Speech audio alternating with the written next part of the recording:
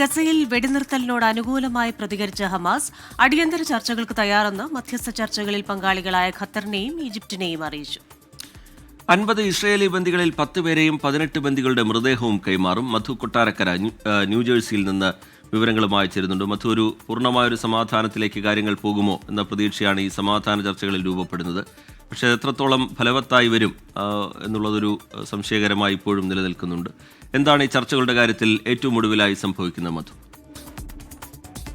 Rejith, Christina, അമേരിക്കയുടെ മധ്യസ്ഥതയിൽ ഗസയിൽ വെടിനിർത്തൽ എന്ന ലക്ഷ്യത്തോട് കൊണ്ടുവന്നിരിക്കുന്ന കരാറിനോട് ഇപ്പോൾ വളരെ പോസിറ്റീവ് മനോഭാവത്തോടെയാണ് ഹമാസ് പ്രതികരിച്ചിരിക്കുന്നത്.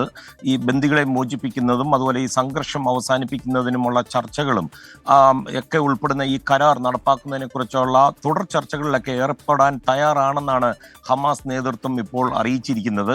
ഗസയിലെ ജനങ്ങൾക്കെതിരായുള്ള ആക്രമണം തടയുന്നതിന് വേണ്ടി മധ്യസ്ഥരുടെ ഏറ്റവും പുതിയ നിർദ്ദേശത്തെക്കുറിച്ച് ഈ ഹമാസ് പ്രസ്ഥാനം പറയുന്നത് അവരതിൻ്റെ ആഭ്യന്തര കൂടിയാലോചനകൾ നടത്തി, അതുപോലെ പാലസ്തീനിലുള്ള അവരുടെ മറ്റു വിഭാഗങ്ങളുമായിട്ടും സേനകളുമായിട്ടും ഒക്കെ ചർച്ചകൾ പൂർത്തിയാക്കിയതായിട്ടും അവർ ഔദ്യോഗികമായിട്ട് അറിയിച്ചിട്ടുണ്ട്. തന്നെയുമല്ല, അമേരിക്കയ്ക്ക് വേണ്ടി ഇതിന് മധ്യസ്ഥത വഹിച്ചത് ഈജിപ്തും ഖത്തറും, ഈ രണ്ട് രാജ്യങ്ങളാണ്. അവരോടുള്ള നന്ദി അവർ പറഞ്ഞിട്ടുണ്ട്. ഗസയിൽ ഇപ്പോൾ അവശേഷിക്കുന്നത് ഏതാണ്ട് 50 ബന്ദികളാണെന്നാണ് പറയപ്പെടുന്നത്. അതിൽ പലരും ജീവൻ നഷ്ടപ്പെട്ടതാണ്. അതിൽ 10 പേരെയും അതുപോലെ 18 ബന്ദികളുടെ മൃതദേഹങ്ങളും പാലസ്തീൻ തടവുകാരെ മോചിപ്പിക്കുകയാണെങ്കിൽ അതിന് പകരമായിട്ട് നൽകാമെന്നൊരു ധാരണയായിട്ടുണ്ട്.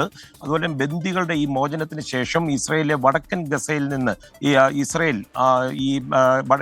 വടക്കൻ ഗസയിൽ നിന്ന് അവരുടെ സേനയെ പിന്മാറ്റണം എന്നുള്ള ഒരു നിർദ്ദേശം വന്നിട്ടുണ്ട്. അതും അംഗീകരിച്ചതായിട്ടാണ് ധാരണ.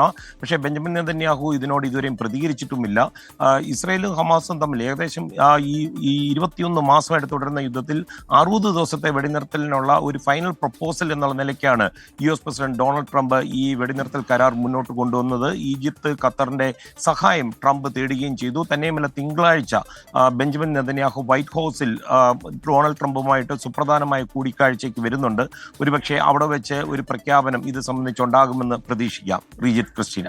മധു, ഈ 60 ദിവസത്തെ വെടിനിർത്തൽ എന്ന് പറയുന്നത് വളരെ ആശ്വാസകരമാണ്. എന്നിരുന്നാലും ആ മേഖലയിൽ പൂർണ്ണമായ ഒരു സമാധാനം, ശാശ്വതമായ ഒരു സമാധാനത്തിന്റെ ആവശ്യമുണ്ട്. കഴിഞ്ഞ ദിവസങ്ങളിൽ ഈ ട്രംപ് ട്രൂത്ത് സോഷ്യലിലൂടെ ഇക്കാര്യം വ്യക്തമാക്കുമ്പോൾ ഹമാസ് പോലൊരു സംഘടനയെ ഇത്തരത്തിലൊരു തീരുമാനത്തിലേക്ക് കൊണ്ടുവരാനാകുമോ എന്ന് സംശയിച്ചവരുണ്ട്. പക്ഷേ ഹമാസ് ഇത് അംഗീകരിച്ചിരിക്കുന്നു എന്ന് മനസ്സിലാക്കുമ്പോൾ മേഖലയിൽ ഒരു ശാശ്വത സമാധാനത്തിന് വേണ്ടി ഇനിയിപ്പോൾ ബെഞ്ചമിൻ നെതന്യാഹുവുമായുള്ള കൂടിക്കാഴ്ചയിൽ ഉൾപ്പെടെ എന്ത് നീക്കമായിരിക്കും ഡൊണാൾഡ് ട്രംപ് നടത്തുക?